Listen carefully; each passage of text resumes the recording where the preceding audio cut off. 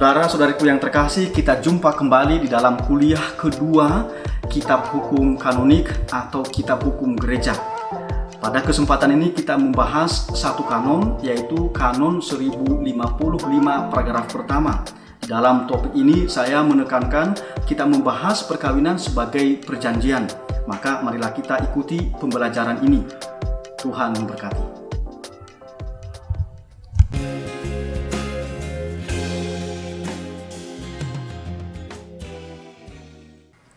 Saudara-saudariku yang terkasih, kita kembali berjumpa di dalam kuliah hukum gereja. Pada kesempatan ini saya fokus hanya satu kanon, yakni Kanon 1055. Melalui kanon ini kita menyadari bahwa perkawinan Katolik itu sangat luar biasa, sangat suci. Tidak semata-mata yang berinisiatif adalah manusia, tetapi juga Allah sendiri yang mempersatukan keduanya. Maka sebelumnya kita membaca dulu Kanon 1055 itu. Kitab Hukum Kanonik, Kanon 1055 paragraf pertama. Perjanjian atau fedus, perkawinan, dengannya seorang laki-laki dan seorang perempuan membentuk antara mereka persekutuan seluruh hidup. Totius Vitae Consortium, yang menurut ciri kodratinya terarah pada kebaikan suami istri atau bonum conjugum, serta kelahiran dan pendidikan anak. Antara orang-orang yang dibaptis oleh Kristus Tuhan diangkat ke martabat sakramen. Saudara-saudariku yang terkasih, kalau kita melihat kanon ini, maka tidak heran di dalam gereja Katolik, di dalam janji perkawinan, maka diformulasikan apa yang menjadi isi Kanon 1055 paragraf pertama ini. Maka janji perkawinan itu seperti ini. Di hadapan Allah, imam dan para saksi, saya, nama pasangan, memilih engkau, nama pasangan, untuk menjadi istri atau suami saya. Saya berjanji setia kepadamu dalam untung dan malang, saat sehat dan sakit. Dan saya mencintaimu dan menghormatimu seumur hidup saya. Demikianlah janji saya demi Allah dan Injil suci ini. Luar biasa, bukan? Jadi mau mengatakan bahwa pasangan suami istri mau hidup bersama untuk seumur hidup mereka dalam segala kondisi kehidupan. Mau sakit, mau sehat, mau malang, mau menderita, mau bahagia, mau sejahtera. Tetapi justru diperjuangkan bersama-sama, mempertahankan ikatan perkawinan, membangun persekutuan seluruh hidup. Dari kanon ini, 1055 ini, kita lalu melihat siapa yang menikah ini. Maka saudara-saudariku yang terkasih, itu sangat luar biasa.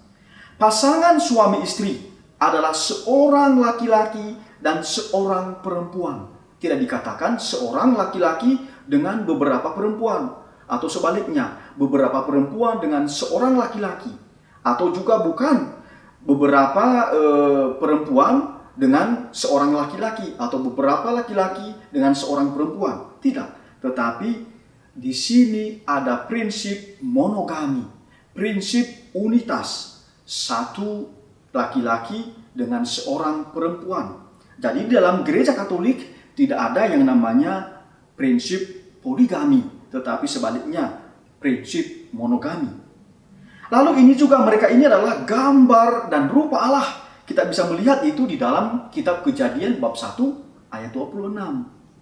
Jadi bayangkan saudara-saudariku yang terkasih, kalau di dalam keluarga berkumpul rupa dan gambar Allah itu, maka sebenarnya keluarga ini adalah sungguh-sungguh keluarga yang ilahi, yang menampilkan wajah dan rupa Allah, gambar Allah. Pertanyaannya, apa yang diusahakan oleh pasangan suami istri sehingga mereka sungguh-sungguh menjadi gambar dan rupa Allah di dalam ikatan perkawinan mereka? lalu di dalam keluarga mereka, lalu berhadapan dengan anak-anak, dan juga berhadapan dengan orang-orang sekitar. Apakah ini diperjuangkan, diwujudkan, atau sebaliknya? Tetapi saudara-saudariku yang terkasih, mereka ini juga yang menikah adalah orang-orang yang mampu, ya. Itu bisa kita lihat itu di dalam kanon 124 paragraf pertama, atau juga bisa dilihat di dalam kanon 10, ya, atau juga di dalam kanon 1058.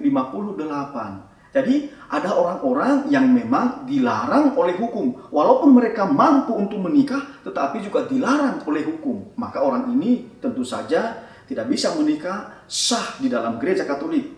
Contohnya misalnya orang itu mengalami impotensi, ya, tidak bisa melakukan persetubuhan sebagai suami dan istri. Maka mereka ini terhalang atau dilarang secara hukum untuk menikah. Atau juga terikat pada perkawinan sebelumnya, ya, kendati sudah cerai secara sipil tetapi belum pernah dianulasi oleh otoritas gereja Katolik, ya, tidak otomatis juga mereka bisa menikah secara sah di dalam gereja Katolik. Lalu saudara-saudariku yang terkasih, pasangan suami istri ini juga adalah tulang rusuk yang dianugerahkan oleh Allah. Kita bisa melihat itu di dalam kitab Kejadian bab 2 ayat 21 sampai 24. Dan harus diingat bahwa ini adalah sebagai penolong. Jadi tulang rusuk dan sebagai penolong yang sepadan. Bisa kita lihat di dalam kitab Kejadian bab 2 ayat 18. Jadi istri, ya, sebagai penolong yang sepadan itu bukan bawahan dari suami. Maka mesti diperlakukan sepadan, sederajat. Dan karena itu juga dihargai sebagai pasangan, sebagai tulang rusuk untuk seumur hidup di dalam membangun keluarga Kristiani. Lalu saudara-saudariku yang terkasih, pasangan suami istri adalah teman selama hidup sampai mati. Sebagai penolong yang sepadan, diharapkan antara pasturi sungguh menjadi penolong satu sama lain. Maka tentu saja tidak pernah dibenarkan kalau di dalam keluarga terjadi yang namanya konflik yang berujung pada perceraian. Tentu saja tidak demikian, karena harusnya mereka membangun keluarga untuk seumur hidup. Saudara-saudariku yang terkasih, nanti sebagai orang Kristiani, baik Katolik maupun Protestan, silakan membaca misalnya Markus, ya, Injil Markus bab 10 ayat 7 sampai 9, dan juga bisa membaca Injil Matius bab 19 ayat 5 sampai 6. Kurang lebih isi dari kedua Injil ini sama, yakni mereka bukan lagi dua tetapi satu daging. Apa yang sudah dipersatukan oleh Allah tidak boleh diceraikan oleh manusia. Jadi otoritas manusia tidak boleh menceraikan apa yang sudah dipersatukan oleh Allah di dalam perkawinan suci. Inilah iman, inilah warisan Allah. Ini Allah yang dikehendaki oleh Allah sejak awal mula terhadap pasangan suami istri. Maka tidak boleh bercerai, perjuangkan. Oleh karena itu juga sebelum menikah, maka sungguh-sungguh dipersiapkan secara bersama-sama. Dengan begitu ada komitmen yang dibangun secara bersama-sama. Lalu yang menarik saudara-saudariku yang terkasih dan perlu juga direnungkan oleh pasangan suami istri, bahwa pasangan suami istri itu adalah rekan kerja Allah. Dianugerahkan martabat baru oleh Allah sebagai rekan kerjanya dalam menciptakan manusia baru. Itu bisa kita lihat di dalam kitab Kejadian bab 1 ayat 28. Beranak cuculah dan bertambah banyaklah. Tapi sekarang lihat saudara-saudaraku yang terkasih, Tuhan Allah itu tidak lagi menciptakan manusia dari tanah, tetapi justru menjadikan pasangan suami istri sebagai rekan kerjanya untuk meneruskan kehidupan baru. Jadi peganglah martabat yang dianugerahkan oleh Allah ini kepada saudara-saudari yang memilih untuk menikah. Oleh karena itulah maka mereka yang menolak anak, mereka yang melakukan child free atau tidak mau punya anak, itu sebenarnya tidak sejalan dengan ajaran gereja Katolik. Sejak manusia diciptakan, Allah tidak lagi menciptakan manusia dari tanah, tetapi melalui pasangan suami istri. Berbahagialah pasangan suami istri yang memilih hidup menikah, panggilan sebagai suami dan sebagai istri. Tentu saja ada yang bertanya, tapi kalau begitu kenapa para romo tidak menikah? Nah itu saudara-saudariku yang terkasih juga ada di dalam kitab suci bahwa mereka yang tidak menikah itu demi kerajaan Allah, supaya mereka bisa melayani Allah secara total dan melayani sesama melalui gereja. Ya, itu juga ada di dalam kitab Injil, ya, Matius bab 19 ayat 12. Jadi kita ini, semua panggilan ini diberkati oleh Allah, tidak bisa dipertentangkan satu sama lain, maka diberi ya kebebasan untuk memilihnya. Kami bebas memilih sebagai romo, bapak dan ibu bebas memilih sebagai suami dan sebagai istri, sebagai orang tua bagi anak-anak. Lalu saudara-saudariku yang terkasih, dalam pandangan gereja Katolik, perkawinan itu adalah perjanjian, fidus, covenant. Kalau kita mendengar kata ini, maka kita ingat, berarti perkawinan bagi gereja Katolik menyimbolkan relasi atau perjanjian antara Yahweh dengan umatnya, dengan bangsanya Israel. Ya, bisa kita lihat itu misalnya di dalam perjanjian lama. Nanti saudara-saudariku yang terkasih bisa membacanya. Misalnya di dalam kitab Yehezekiel, ya, Yehezekiel bab 16 ayat 1 sampai 14. Lalu juga dalam kitab Yesaya bab 54 ayat 6 sampai 10 dan Yesaya bab 62 ayat 4 sampai 12 dan juga dalam kitab Yeremia bab 2 ayat 2. Tapi saudara-saudariku yang terkasih, juga perkawinan bagi gereja Katolik adalah simbol relasi antara Kristus dengan gerejanya, gereja dengan Kristus. Bisa kita baca itu di dalam kitab Efesus bab 5 ayat 22 sampai 33. Di dalam Efesus ini Rasul Paulus mengatakan bahwa suami mesti mencintai dan menghormati istrinya, dan begitu juga istri mesti menghargai dan mencintai suaminya, karena relasi mereka sekali lagi menyimbolkan relasi Kristus dengan gerejanya. Maka saya berpikir-pikir ini sangat dalam ya kalau kita renung-renungkan. Dengan kata lain, saudara-saudariku yang terkasih, kalau suami istri berjuang satu sama lain, membangun persekutuan seluruh hidup mereka setia di dalam ikatan perkawinan, saat itulah mereka sudah menyimbolkan relasi Kristus dengan gerejanya.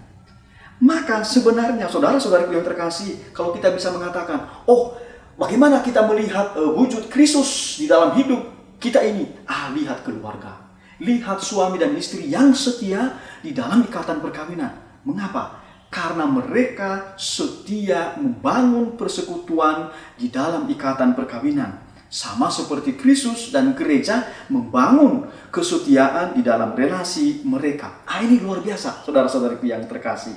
Tadi ini perlu kita renungkan bersama. Saya tertarik mengutip ajaran Konsili Vatikan kedua, secara khusus di dalam Lumen Gentium nomor 11. Para suami istri Kristiani dengan sakramen perkawinan menandakan misteri kesatuan dan cinta kasih yang subur antara Kristus dan gereja, dan ikut serta menghayati misteri itu. Pasutri, tanda relasi ilahi, tidak sekadar relasi manusiawi. Ini luar biasa, saudara-saudariku yang terkasih. Tetapi sekali lagi pertanyaannya, apa cara atau tindakan yang diperjuangkan sehingga tampak bahwa pasangan suami istri ini menyimbolkan relasi Yahweh dengan umatnya Israel dan Kristus dengan umatnya atau gerejanya. Ini yang diperjuangkan bersama-sama oleh pasangan suami istri. Lalu yang kedua, kita melihat ajaran Paus kita, Paus Fransiskus, di dalam Amoris Laetitia nomor 72. Beliau mengatakan begini, sakramen perkawinan bukan sekadar kesepakatan sosial, ritual kosong, atau hanya tanda lahiriah dari suatu perjanjian. Sakramen perkawinan adalah hadiah yang diberikan untuk pengudusan dan keselamatan pasangan. Sangat menarik bukan? sangat mendalam, bukan?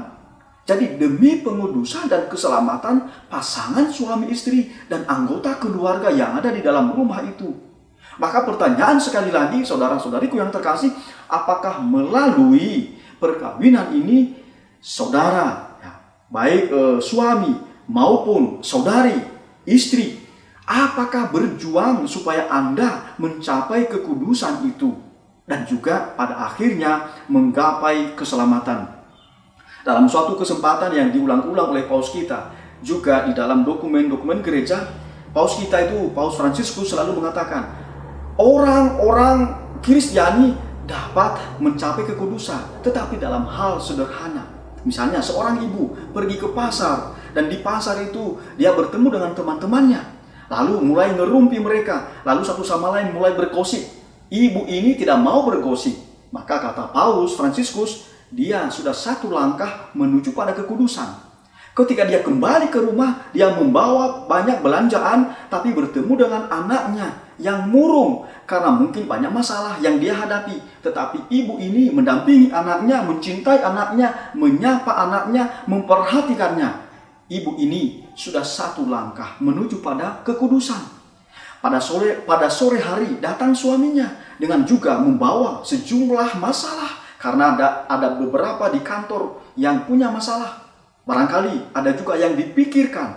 Maka suami ini kelelahan. Tetapi ibu ini menyapa, mendampingi suaminya. Ibu ini satu langkah menuju pada kekudusan.